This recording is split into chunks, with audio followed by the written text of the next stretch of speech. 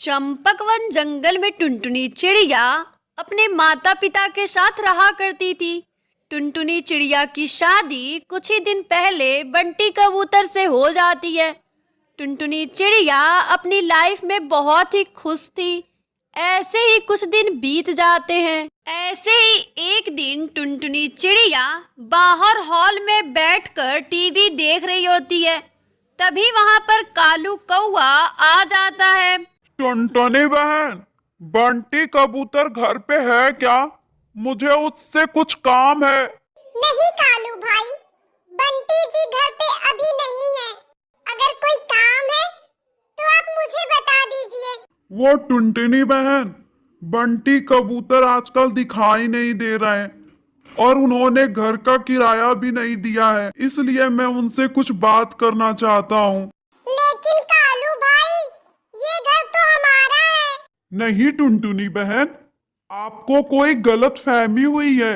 बंटी कबूतर शादी के लिए मेरे से ये घर किराए पे लिया था। अगर आपको विश्वास न हो तो आप बंटी कबूतर से पूछ सकती हैं। ठीक है कालू भाई, बंटी जी आएंगे तो मैं उनसे बात करूंगी। इतना बोलकर कालू कौआ वहां से चला जाता है। बंटी कबूतर ने मेरे से झूठ क्यों बोला? इधर टुनटुनी चिड़िया बहुत ही उदास हो जाती है और बाहर बैठकर बंटी कबूतर का इंतजार करने लगती है। तभी बंटी कबूतर शराब पीकर घर आता है। बंटी कबूतर की ऐसी हालत देखकर टुनटुनी चिड़िया बहुत ही दुखी होती है और उसको पकड़कर घर में लाती है और सोफे पे बिठा देती है। बंटी कबूतर बार बार शराब पीने लगता है। ये देखकर टुनटुनी चिड़िया उसको मना करती है, लेकिन बंटी कबूतर नहीं मानता है। फिर टुनटुनी चिड़िया शराब को गिरा देती है और उन दोनों में झगड़ा होने लगता है। उसके बाद बंटी कबूतर टुनटुनी चिड़िया को मारने लगता है।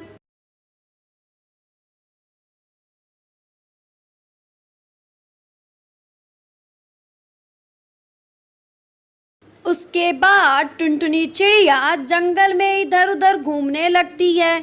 तभी उसे एक आम का पेड़ दिखाई देता है। वो जाकर उस पर बैठ जाती है और रोने लगती है। अब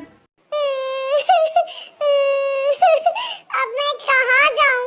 अब तो मेरे माता पिता भी नहीं हैं।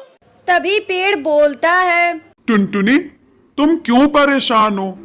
अगर कोई समस्या है तो तुम मुझे बताओ। पेड़ भाई, बंटी कबूतर ने मुझे बहुत बड़ा धोखा दिया है। उसने झूठ बोलकर मेरे साथ शादी की है। टुनटुनी, तुम परेशान मत हो। मैं एक जादुई पेड़ हूँ। तुम मेरे फलों को खा सकती हो और मेरे ऊपर घोंसला बना के उसमें रह सकती हो। उसके बाद टुनटुनी चिड़िया आम के पेड़ पर घोंसला बनाकर खुशी खुशी रहने लगती है। ये कहानी है टूनी चिड़िया और काली कौवी के बीच कुकिंग कंपटीशन की। एक दिन जंगल में सबसे स्वादिष्ट खाना बनाने की प्रतियोगिता रखी जाती है और जंगल के सभी पक्षी उसमें भाग लेते हैं। इनाम की राशि 50,000 रुपए रखी जाती है। बंटी तोता टूनी चिड़िया के पास आता है और बोलता है, टूनी बहन, तुम कंपटीशन में क्या बनाने वाली हो? टूनी चिड़िया कहती है, मैं तो अंडा करी बनाऊंगी। सभी पक्षी अपनी अपनी तैयारियों में लग जाते हैं। कंपटीशन का दिन आ ही जाता है। जंगल के सभी पक्षी अपना अपना स्टॉल लगाने लगते हैं। पिंकी चिड़िया काली कौवी के पास आती है और बोलती है, कौवी बहन, हम सब जानते हैं कि टूनी चिड़िया सबसे स्वादिष्ट खाना बनाती है और वो इस कंपटीशन में भाग लेगी तो वही जीतेगी। काली कौवी बोलती है, मैं जीतने दूंगी तब ना। काली कौवी और पिंकी चिड़िया मिलकर प्लान बनाते हैं। पिंकी चिड़िया टूनी चिड़िया के पास जाती है और बोलती है, टूनी चिड़िया, तुम्हारा घोंसला किसी ने तोड़ दिया है। पिंकी चिड़िया अपने घर आती है और बोलती है, अरे मेरा घोंसला तो बिल्कुल सही है, पिंकी ने झूठ क्यों बोला मेरे से? टूनी चिड़िया वापस आती है और देखती है उसके सारे सामान बिखरे पड़े हुए होते हैं। वह जोर जोर से रोने लगती है। मैं क्या करूं? मैं कंपटीशन में कैसे भाग लूंगी? मेरे सारे सामान बिखर गए हैं। तभी वहां बंटी तोता आता है और बोलता है, रो मत टूनी चिड़िया, मैं तुम्हारी मदद करूंगा। मैंने अपना आधा खाना बना लिया है।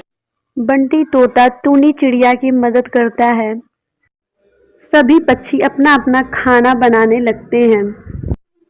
रानी कबूतरी उन सभी के खानों को टेस्ट करती है और बोलती है, आप सभी ने अच्छा खाना बनाया है, पर बात करें सबसे स्वादिष्ट खाने की तो वो टूनी चिड़िया का खाना है। इसलिए आज की विजेता है टूनी चिड़िया।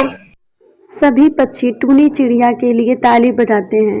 इस तरह काली कौवी और पिंकी चिड़िया का प्लान फेल हो जाता है और वो उदास हो जाती हैं।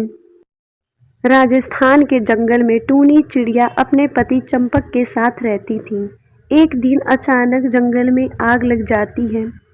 सारे जानवर इधर उधर भागने लगते हैं। उस आग में टूनी चिड़िया का घर भी पूरी तरीके से जल जाता है। टूनी चिड़िया उदास होकर सोचने लगती है, क्या करूं, कहाँ जाऊं? अब तो मेरे पास घर भी नहीं है। तभी वहां रानी परी प्रकट होती हैं और बोलती हैं, क्या हुआ टूनी चिड़िया, क्यों परेशान है, कोई बात है? टूनी चिड़िया कहती है, रानी परी, मेरा घर आग में पूरी तरीके से जल गया है। मेरे पास खाने को भी कुछ भी नहीं है।